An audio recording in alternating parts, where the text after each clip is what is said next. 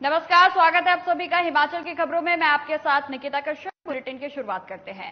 हिमाचल प्रदेश में सेब खरीदी मुद्दा बनता ही जा रहा है। दरअसल सुक्खू सरकार ने इस साल से मंडियों में सेब को किलो के हिसाब से बेचने का फैसला लिया है, जो आढ़तियों को रास नहीं आ रहा है और इसी वजह से आढ़ती नाराज हैं। परिणाम स्वरूप 20 दिनों से किलो के हिसाब से सेब खरीदने के बाद अब आढ़तियों ने हड़ताल का रुख किया है। वहीं आपको बता दें कि इस मसले को लेकर बागवानी मंत्री जगत सिंह नेगी ने साफ तौर पर कह दिया है कि प्रदेश सरकार ने किलो के हिसाब से सेब बेचने का जो फैसला लिया है वो किसी भी सूरत में वापस नहीं किया जाएगा। आढ़तियों को किलो के हिसाब से ही सेब खरीदना होगा और जो इसका उल्लंघन करेगा उसके खिलाफ कड़ी कार्रवाई की जाएगी।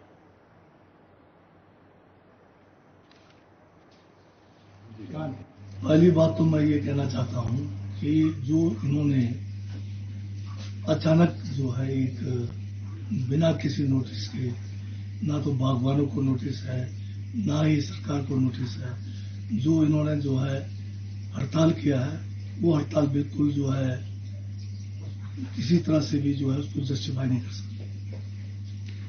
सर, अब इन्होंने किसी तरह का कोई भी जो है बागवानों को नहीं बताया कि हम जो है सेब नहीं बेचेंगे।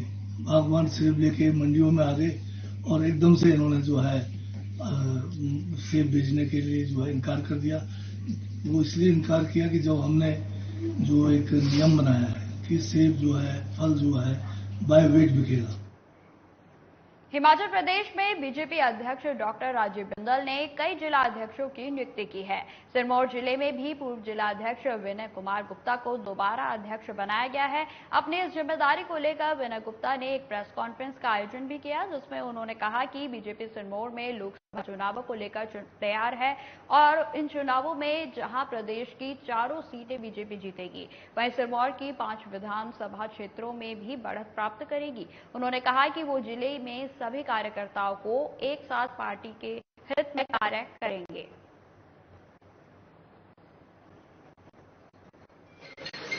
राहत का एक भी पैसा किसी व्यक्ति को नहीं मिला है। हमारे जिले में तो मैंने सुना नहीं किसी के खाते में, किसी के इलाके में कोई पैसा प्रदान किया गया, राहत का पैसा राहत डाली गई हो। कोई तो ग्रामीण सड़कें पूरी तरह टूटी हुई है। मेन सड़कों को थोड़ा खोलने की कोशिश सरकार करती रहती है, छोटा मोटा स्लिप उठाएंगे, अगले दिन फिर गिर जाता है, फिर सड़क बंद हो जाती है। ऐसे हालात हैं। पूरी तरह से सरकार इस विपत्ति में विफल साबित हुई है। केंद्र की सहायता जो लगभग 400 करोड़ केंद्र ने दे दी है और सहायता देने का वायदा किया है। मेरा निवेदन है माननीय मुख्यमंत्री जी से और अपने जिला के नेताओं से, जो हमारे सत्ताधारी दल के नेता हैं, उस राशि का सदुपयोग करें। अब खबर मंडी से है, जहां पिछले दिन बीजेपी ने नया जिला अध्यक्ष नियुक्त किया है, जिसमें मंडी जिले से निहाल सिंह को कमान दी गई है। वहीं मंडी पहुंचने पर निहाल सिंह का बीजेपी कार्यकर्ताओं ने स्वागत किया और बधाई भी दी।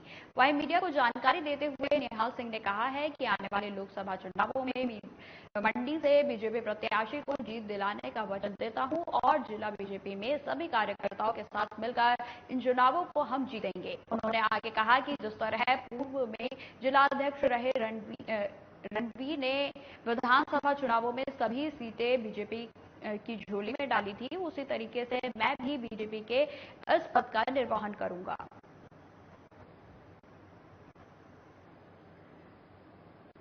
तो आपको बता दें कि आगामी चुनावों को लेकर जो पार्टियां हैं वो जीतोड़ मेहनत कर रही हैं और लोकसभा सीट जीतने की जो प्राथमिकता है वो सभी के द्वारा देखी जा रही है। और इसी के दौरान जो है मंडी में नए अध्यक्ष की नियुक्ति की गई है, जिसमें निहाल सिंह को अध्यक्ष बनाया गया है। वहीं आपको बता दें कि उन्होंने प्रेस वार्ता कर तमाम जानकारियां जो है वो दी और उसमें उनके द्वारा कहा गया है कि जैसे लोकसभा चुनावों के लिए आगामी जो पिछले अध्यक्ष रहे हैं उनके द्वारा बीजेपी को सीटें दिलाई गई हैं, उसी तरीके से मैं भी अपने इस पद का निर्वहन करूंगा।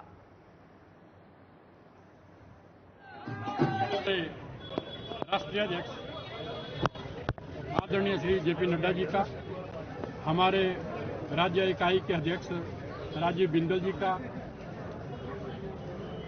पूर्व में रहे मुख्यमंत्री और वर्तमान में नेता प्रतिपक्ष ठाकुर जयराम जी का, लोगों का जिन्होंने मेरे ऊपर भारतीय जनता पार्टी का मुझे अध्यक्ष बनाया, उसके लिए मैं तहे दिल से धन्यवाद करता हूं। जैसे 2024 का इलेक्शन एमपी का यहां से अब आने वाला है, तो उसके लिए मैं भी वैसा ही काम करूंगा। अब खबर ऊना से है, जहां बीजेपी के जिलाध्यक्ष नियुक्त होने पर पहली बार पार्टी कार्यालय पहुंचे पूर्व विधायक बलबीर सिंह चौधरी का गर्मजोशी से स्वागत किया गया। इस मौके पर प्रदेश सचिव सुमित शर्मा का भी पार्टी कार्यकर्ताओं तथा पदाधिकारियों ने स्वागत किया। वहीं बलबीर सिंह चौधरी ने कहा कि कांग्रेस पार्टी के झूठे वादों में आकर लोगों ने गलत पार्टी के हाथों सत्ता सौंप दी है, जिसका पछतावा आज लोग 6 महीने बाद करने लगे हैं। वहीं आपको बता दें, उन्होंने आगे यह कहा कि पार्टी नेतृत्व में मेरी ईमानदारी और निष्ठा को देखते हुए यह दायित्व सौंपा है। इसको सभी पार्टी कार्यकर्ताओं के साथ मिलकर संगठन को मजबूत किया जाएगा।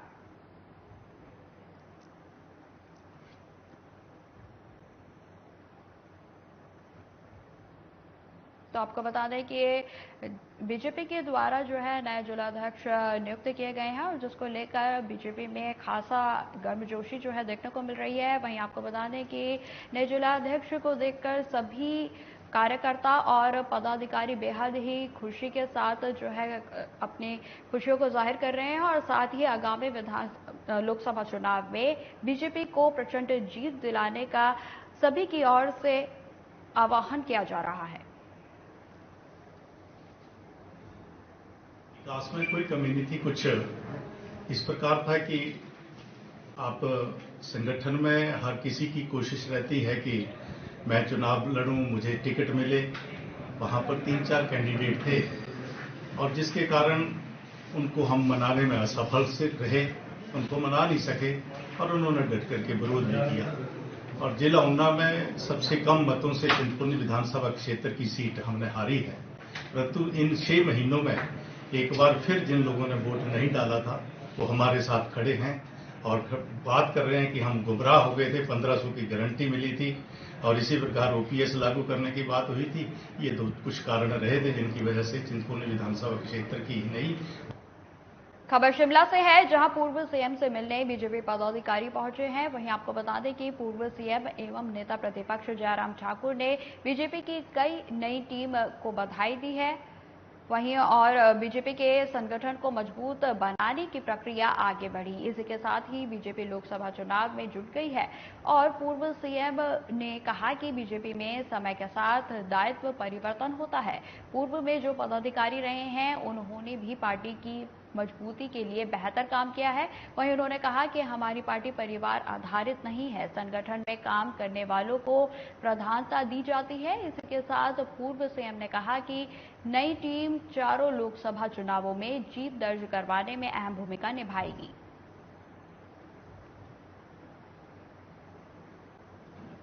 जो हिमाचल प्रदेश में अभी नए संगठन की योजना के अंतर्गत नए दायित्व के साथ काम में जुटेंगे, उनको बधाई भी देता हूं और शुभकामनाएं भी देता हूं। और उसी तरह से हिमाचल प्रदेश में जो पूर्व में जो पदाधिकारी रहे हैं, क्योंकि संगठन में हमारी व्यवस्था रहती है कि समय के साथ साथ में दायित्व परिवर्तन होता है। उन लोगों ने भी अच्छा काम किया, उनको भी मैं धन्यवाद करता हूं और अपने दायित्व पर रहते हुए पार्टी को मजबूत करने की दृष्टि से उनका भी सहयोग रहा है। हिमाचल प्रदेश में सेब सीजन जैसे ही चरम की तरफ बढ़ रहा है, सेब सीजन को लेकर सरकार बागवानों और आढ़तियों के बीच खींचतान शुरू हो गई है। बागवानों का कहना है कि प्रदेश सरकार का किलो के हिसाब से सेब बेचने का फैसला बागवानों के हित में नहीं है। कुछ आढ़ती अपने निजी फायदे के लिए बागवानों का शोषण करते रहे हैं और जो अब भी सहन नहीं होगा। वहीं आपको बता दें कि दूसरी तरफ हिमाचल प्रदेश आढ़ती महासंघ के अध्यक्ष हरीश ठाकुर ने कहा कि किलो के हिसाब से सेब खरीद का स्वागत है, लेकिन मंडियों में इतनी जगह नहीं है जिससे सेब को किलो के हिसाब से खरीदा जाए। सरकार पहले मंडियों में उचित जगह उपलब्ध करवाए या यूनिवर्सल कार्टून को लागू करे, उसके बाद आढ़तियों को किलो के हिसाब से सेब बेचने में कोई परेशानी नहीं है। तो आपको बता दें कि लगातार जो है हिमाचल प्रदेश में सेब का सीजन जैसे ही शुरुआत हुआ है, वहीं इसके साथ जो है खींचतान शुरू हो गई है कि लगातार मंडियों में आढ़तियों और व्यापारियों के द्वारा कहा जा रहा है कि सेब को किलो के हिसाब से नहीं खरीदा जाएगा।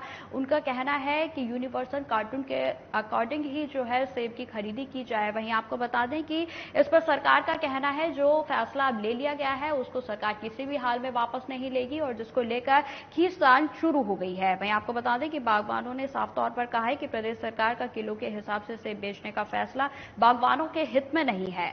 कुछ आढ़ती अपने निजी फायदे के लिए बागवानों का शोषण करते रहे हैं। देखिए, हड़ताल जो है ये बड़ी दुर्भाग्यपूर्ण है और हिमाचल प्रदेश के इतिहास में इस तरह की हड़ताल हमने पहली बार देखी है कि उसमें बिना जो है आगाह किए हुए, बिना नोटिस दिए हुए ये हड़ताल की गई, जिसमें कि हम किसानों बागवानों को बहुत मुश्किलें देखनी पड़ी पिछले कल और आज भी जो है मुश्किल किसानों बागवानों को देखनी पड़ रही है। लेकिन हमारा मानना यह है कि सरकार को जो है इसमें सख्ती से जो है अपना जो है कानून का जो पालन है उसको कर देना चाहिए। डिमांड सर हमारी सरकार से ये है कि हम सरकार के साथ है, बट जो आपने हमें स्पेस, जो सरकार ने जो हमारे पास स्पेस है उस स्पेस में पर्याप्त मात्रा में हम जो अभी 15% सेब भी जो है मार्केट में नहीं है, हमारे पास जगह नहीं है। इस बार जो है एज इट इज, जैसे हर बार गढ़ के हिसाब से हम सेब बेचते थे, इस बार ऐसे ही चलना दिया जाए। अगली बार जो है आप यूनिवर्सल कार्टन लाइए। यूनिवर्सल कार्टन जो होता है सर, वो हम यूनिवर्सल कार्टन के समर्थक है। एक तरह की उसमें पेटी बनती है, उसमें जो कम किसान भर के माल लाएगा तो वो 19 किलो आएगा, ज्यादा लाएगा 21 किलो। की सारी समस्या की जड़ ही खत्म हो जाएगी सर।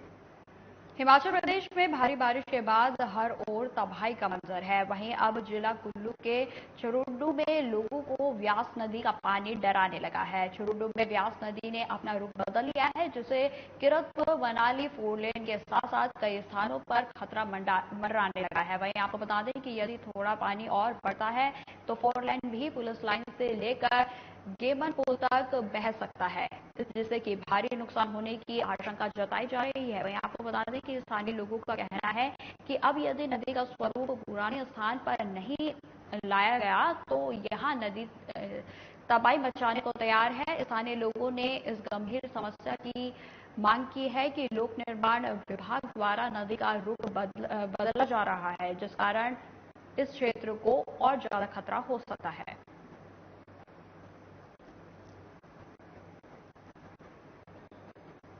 जो ब्यास का जो रुख हमारी ओर को मुड़ गया है, इसमें जो जी बहुत खतरा है। सामने आप देख रहे हैं कि जो NH का रोड बिल्कुल डैमेज हो गया है, क्योंकि मनाली को जोड़ के रखता है, बल्कि मनाली क्या लाहौल स्पीति लेह तक भी यहीं से ही सारे वाहन जो है जा रहे हैं।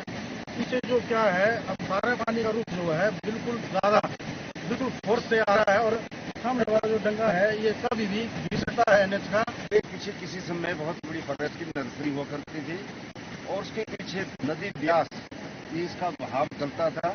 यहाँ से जाम खड़े हैं सिर्फ 100 मीटर पीछे। लेकिन 1995 में बहुत बड़ा फ्लड आया रिवर ब्यास में, उसे नर्सरी भी बह गई और नदी ने अपना रुख भी मोड़ दिया।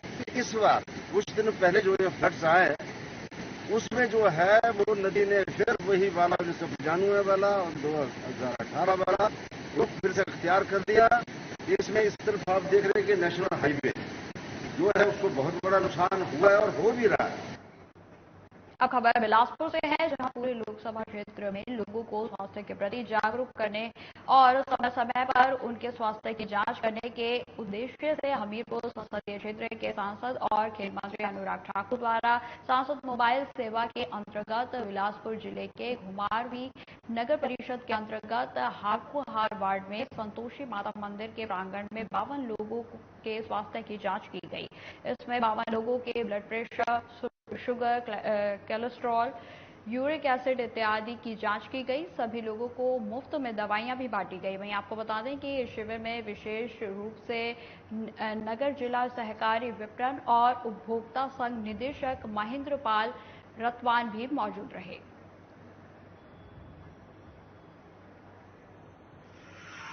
आज ये हमारा नगर परिषद क्षेत्र में चौथा स्वास्थ्य शिविर है, जो बिल्कुल निःशुल्क प्रयास संस्था की ओर से हमारे सांसद मोबाइल स्वास्थ्य सेवा के तहत किया जा रहा है। तो आज ये दुंगी में चौथा शिविर लगा हुआ है। इसमें 31 लोगों की सेहत जांची गई और 22 लोगों के ब्लड टेस्ट भी हुए। तो निःशुल्क दवाइयां भी वितरित की गई। फिलहाल इस बुलेटिन में इतना ही। खबरों की और भी जानकारी के लिए बने रहे हमारे साथ। नमस्कार।